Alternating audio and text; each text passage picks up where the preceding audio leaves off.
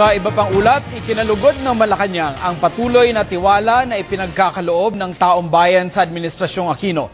Sa pinakahuling SWS survey nitong Agosto, umakyat sa positive 62 ang net satisfaction ratings nito na halos pumantay sa pinakamataas na ratings na positive 64 noong Setyembre ng 2010. Ayon kay Deputy Presidential Spokesperson Abigail Valte, patunay lamang ito na epektibo ang reforma na ipinatutupad ng Aquino Administration para tiyakin ang sapat na serbisyo publiko. Batay sa survey na itala ang pagtaas ng rating sa malaking bahagi ng bansa.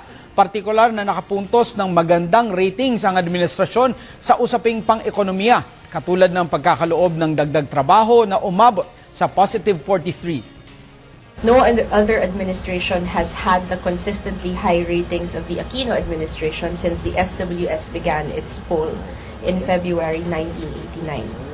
Continued and sustained public satisfaction with the Aquino administration is an affirmation of public support for our projects and initiatives.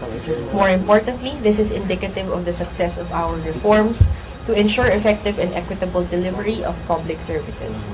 We take these survey results as a challenge to further improve our capacity to address key issues and to keep government attuned to the needs of our people and to the challenges of our time.